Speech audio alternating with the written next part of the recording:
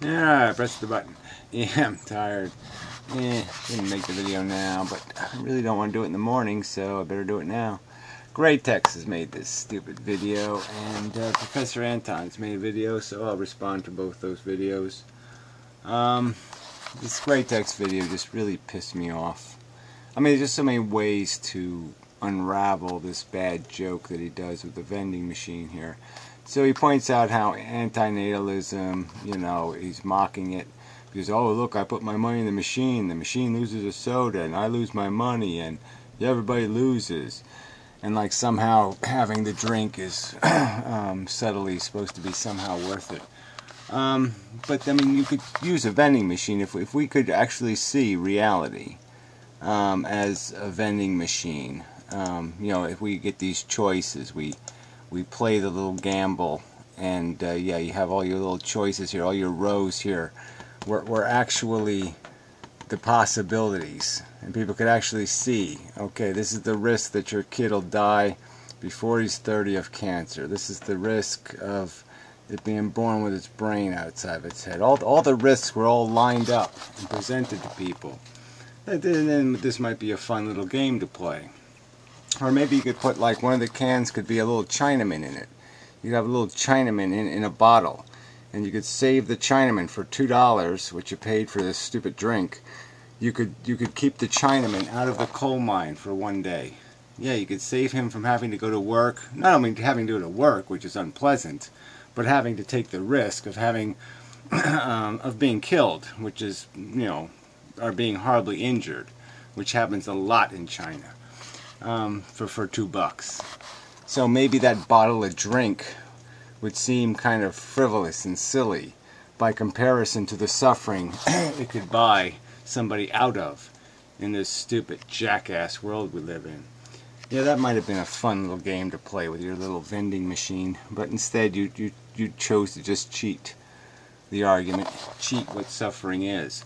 Why not having your vending machine work this way? So yeah, you put your money in, you buy your drink, and as your drink comes down, it falls on a little kitten's head and cracks its skull, and it squirms around and goes into a spasm. A little bit of blood pops out of its nose, and it dies. Yeah, you know, why don't you get a little bit realistic about the price that is paid for our biosphere, right? Our biosphere is made out of all these little organisms eating each other, horrifically dying every single day. No anesthesia, no medical help, no, just a harsh, slow, brutal death. You know, they go blind, they wander about, it's horrible shit. I've seen it, you've seen it, no doubt you've seen it. You must have seen it. The roadkill all over the place. Come on, get real. That's the price of our existence. That's the price of your stupid, shitty fucking drink. Okay, your stupid life, your stupid economy, your stupid way of being. That's the price of your little environmental creating machine. All right, it's running on real squirrels. All right, if cars had real squirrels in them, you had to throw 500 squirrels a week into your car to keep it running, and little squirrels got beaten to death. Okay, would you drive your car? Yeah, I don't think you would. I don't think you would. I don't know. Maybe you would. Maybe you are so caught up in your subjectivist crap that maybe you think the squirrels would enjoy dying for you. So that gets to Pyro, who made a couple of jackass comments in this video. Just really dumb shit again. Again, they just keep trying to turn this into some sort of subjectivist argument. You know, where was his stupid comment? There's a whole chain of conversation going on here with this stupid basso fucker, cano fucker shitter, and this Ida Mod Dot guy. He's really good arguer, good typist and such. So here's Pyro. It's funny though, evidence comes through the senses, which is, by the way, by definition subjective. This is stupid. You know, information comes in through, yeah, E equals MC squared comes in through my senses. Yeah, so now all of a sudden E equals MC squared is subjective. It's just crap. It's tripe. You're playing little word games. That's all you got is fucking little word games. And the only way we can really know if it is from the senses and not the imagination is through statistic reduction. Well, whatever. What does that have to do with it? No, you don't have to do any of this shit. Anyway, I don't even go into this whole objectivity argument. It's just stupid. There's facts, Pyro. Deal with it. Or not. And you've chosen not to. Okay, exactly. If you don't care about benefits, wow, only negative numbers everywhere. Yeah, well, that's not the antinatalist argument. It's that the benefits are merely a relative perspective. Okay, if you're at negative 18, yeah, you're going to think 0 is really good. You're going to run for that 0, because 0 is going to be really hot. Okay, but yeah, it's not a real positive number. You're just trying to get to 0, so it's stupid. You don't pay for a race to 0. You don't pay to get to the starting line. You don't run to the starting line. You don't have a race to the starting line. That would be ludicrous and stupid. That is it. The antinatal refusal to accept that it has the most, what has the most value. Oh, that's the idiot, Mr. Evolution Killer, another jackass. It's purely subjective. They need to get over it. I love to say that to one of these assholes if their brother or sister dies horribly. I just love to say that shit to them. Get over it, fucker. Yeah, get over it. I'd love to kick the shit out of them and then just say, get over it, asshole. Yeah, while I'm chewing on their eyeballs. I mean, these pieces of crap. These pieces of crap. Anyone who says this shit, they need to get over it. As soon as I hear those words, that's the kind of person that needs something happen to them, so they have to get over it. They need it so bad. So there was some other jackass comment, but there's no point in looking for it. Anyway, yeah, this is just such a cheap bullshit way to argue. These people won't answer direct questions. They say it's just subjective. Well, then answer the question. Alright, I mean, how many people would have to die? How high would the mortality rates have to get? How bad would the next war have to be? And you'll never answer the question because it has nothing to do with anything subjective. It has to do with the fact that you are blindly addicted to life. You're a DNA Borg member, period. There's no other argument to be had here. You just got Borg so far up your ass you can see nothing else. The DNA owns you entirely. It can commit no crime. It can do no wrong. It was here first, therefore it is now God, and you will be an obedient servant and defend it to the end. And just ignore every bit of fact. Ignore evolution with a little jackass Remy here at the end. Thanks for the clarification. Yeah, another brilliant remark by the professor. What a joke. Yeah, he's always making some little snarky comments somewhere. Maybe one on Nick's video, The Modern Mystic. And it was just, again, just more this trite one sentence crap that just doesn't say anything. It's not an argument, it's nothing. It's just this puke. He just rubs his dirty socks on a video. It says, there, I made my argument. Real intellectual giant. So anyway, yeah, this is just no way to, it just pisses me off in the context. I was just thinking about different events, and I was thinking about my sister dying. And, it's been more on my mind the last couple of months just through this conversation. Because it was this 3-year process, 4-year process. She was really religious, and towards the end she kind of lost her faith. Sort of. I mean, she was just like, God has forsaken me, and Jesus hates me. And it's like everything. Everything was taken from her. She was stripped of everything. Every single penny. Great text. The vending machine just kept taking and taking and taking, and would give her no comfort, no water, ever. Just kept taking coins and taking coins and taking coins and taking coins and taking coins and taking coins and taking coins until she had no house, she had no possessions, she had no anything. She was stripped of everything. Everything. And it's all just a big fucking joke to you pieces of shit. And so I hate your guts. I really do hate your guts. Profoundly. Alright, enough of that shit. Fuck these assholes. I mean it literally. You should get fucked by life. Life should fuck you. If it's gonna fuck somebody, it should definitely fuck you the hardest. So, yeah. Any wishes I can throw into the ether to direct the piano to your fucking head? Yeah, slide it over there. You know, I wish it worked that way. I wish there was some way I could put some coins in a vending machine and save the Chinaman and fuck you. Put you in the fucking bottle. Put you in the coal mine. Fucking rat shit pieces of crap. Alright, anyway, I'm getting to Professor Anton's video here. Alright, so I'm going to play some of this. I guess I'll talk about it first. So he got into the subject of consciousness, and so he went on for the first 10 minutes or so talking about some of the mechanics of it, the biology and stuff, and you know, that really isn't a strong suit, and you almost should stay out of it.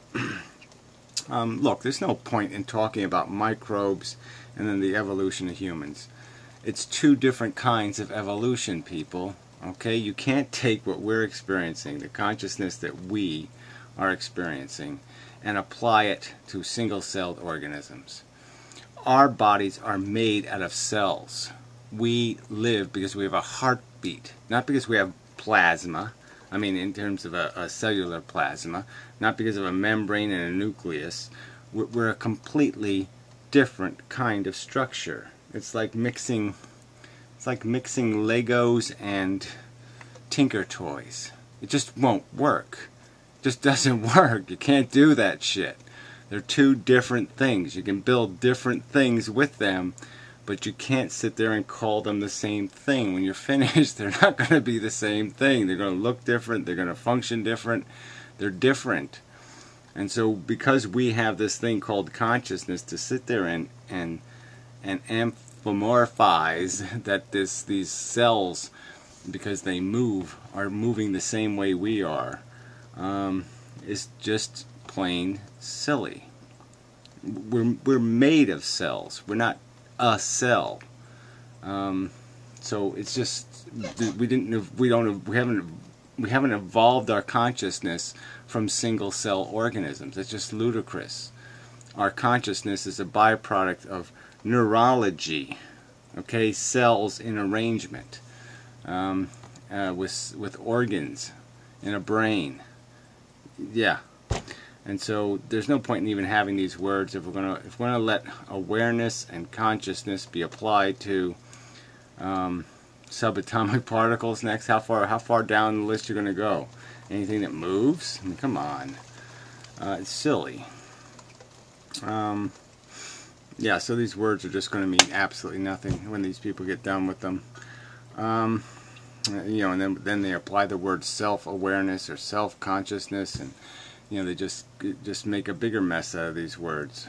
So it's kind of game over for any kind of rational conversation. Anyway, how I did want to explain consciousness, like just as another metaphor for it, was sort of like it's like that Australian musical instrument, you know, that big long pipey thing. If you don't play it right, it just makes noise. And a lot of musical instruments are that way. There has to be a coherency. You have to do it right, and you also have to write music to play with it. All right, and that's how our brain functions. It's now a well-tuned instrument. It's not out of tune, it's in tune. It's had, you know, hundreds of millions of years to be put in tune.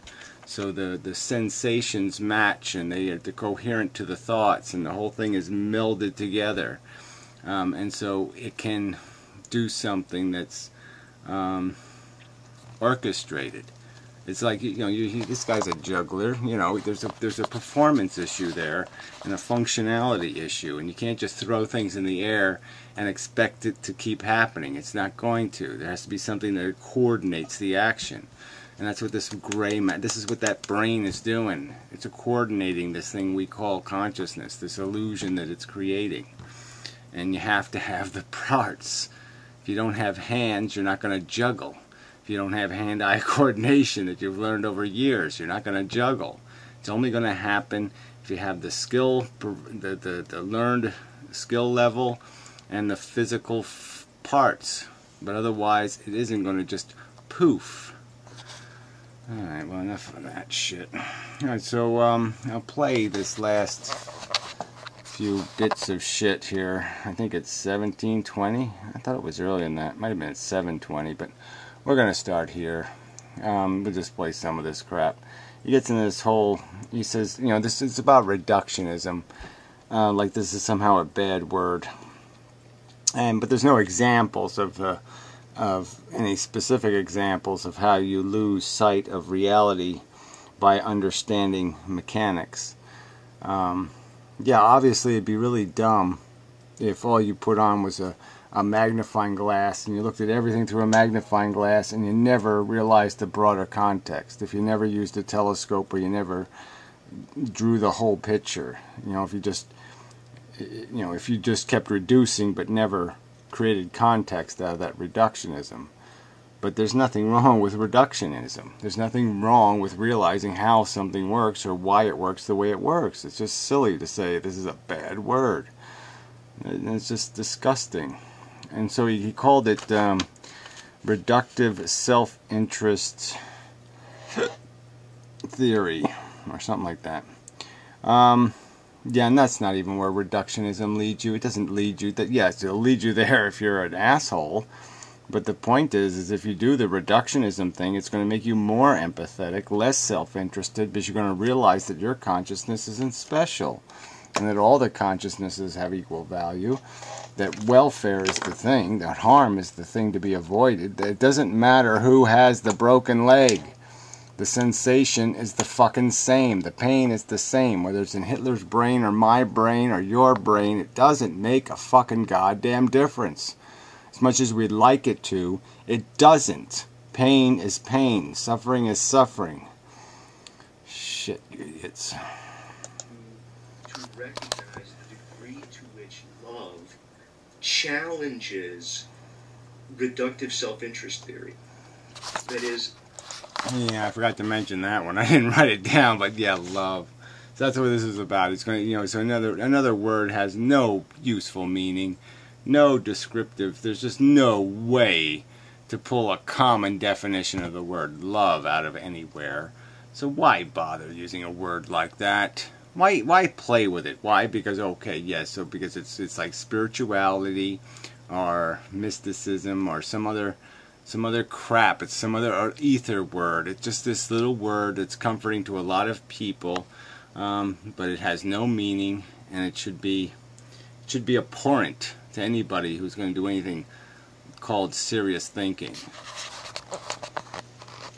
I think the more that we understand the way that love evolved in history, the more that we can challenge, I guess, some of this reductionism. Maybe I'll say one last thing here, and this is... Love evolved through history? Come on. You know, on the antinatalism stuff, that... To me, the antinatalism stuff is just simply too reductive. It's way too reductive, and it misses one main point, and this is one of the most significant points, is that nature itself, nature evolved an organism that was able to take its own reproductivity under conscious awareness and ultimately under conscious control. I mean... Oh, like that means something. Like that somehow means something. I mean, what... There's so many examples that could be used of organisms that take something under their own control. That's not even the right point to make here. It's just, well, I'll finish it and then I know there's a better argument here. The fact that the human organism, which cares so much about its offspring and is willing to sacrifice so much for the... Oh, please. And like, yeah, cats will go into a fire, okay? Something they hate, fire. They'll go into the fire to go rescue their kittens. We know where our feelings of attachment and you know, again, addiction, we know where they're derived from. We know what the purposes they serve. We know how this whole family, nepotistic, nationalistic, racist crap comes from. So quit trying to veil it in this angel dress. It's a big fat pig, this word love. Underneath, it's a big ugly bitch. Next generation, this organism has learned how, and it's through technologies, through birth control, all kinds of birth control technologies, not only in the ancient world, but the very modern, the pill, vasectomies, other techniques that people have now, not just rhythm, method, and awareness. These processes are already, I think, achieving what the antinatalists should be after, which... Yeah, sorry, 7 billion people. There's still 2-to-1 ratio, okay? For everyone who dies, 2 are being born. These aren't great numbers. Which is, I guess, loving humanity as a whole enough to be really concerned about the quality of life for everyone. And oh, whatever. I mean, again, this is just more hokey-pokey bullshit. You're just going to, for everyone, except the animals, right? Except the chimpanzees sticking their, who have learned how to distort their environment and use their environment to pull termites out of a fucking goddamn hole in the ground, right? So if they learn how to, stick a stick in their wiener so they don't impregnate the other chimpanzee, that they're somehow even more spectacularly spectacular. I mean, come on. There's lots of organisms living out there in that shithole of nature, and you're going to keep pretending they're not conscious. They're not having a real life. You're having a real life, but they're not having a real life. This is such a pile of crap, and you're going to do nothing for them. Nothing. The more that people see that it's love that's in the backdrop of it, maybe we could get to the argument. Yeah, right, whatever. See, that's where you're just missing it, okay? Using a silly word. What's at the back of it all? Is addiction. It's addiction, addiction, addiction, addiction. Pointless, useless attachment. Need. Need that is not needed. Why would a rational brain create a need that does not need to exist? Explain that to me. It isn't so reductive. And it's about how is consciousness somehow evolving, and it's grounded in feelings, but those feelings aren't simply base. They're feelings that themselves are part of a more and more complex brain that... Oh, please. So our brain hasn't gotten any more complex in the last 100,000 years. This is all bullshit. What we've acquired is understanding. We've done the reductionism thing. We have reduced the world to its parts. We've understood how it made itself, how it exists as it exists. All right, we've given things labels and names. We have reduced them to their labels, their names, their piece as a part in the model. That's how we've acquired context and understanding. Dialectically, through history and through forms of relation, I guess, has liberated people out of simple, selfish desires. Okay? At least to some extent. Okay. Yeah, I mean, what percentage of the human race is having that conversation? A tiny percentage, because they're not enough people will say it plainly. All right, they're going to just keep preaching again. If it isn't a God, then it's DNA. They're 3-letter words: God or DNA. All right, and right there you got 99% of the human race lost. Worshipping one of those two things. And the truth is that this is just a function of matter, and it deserves to be scrutinized. Intelligence is obligated to scrutinize, to evaluate, to test it, to see what it's made out of. And the truth is when you honestly test it to see what it's made out of, you will find out it's made of shit. Whatever. So, enough of the video. 24 minutes, sorry. Didn't realize it went on that long. So, till next time and such, and so forth, and whatnot.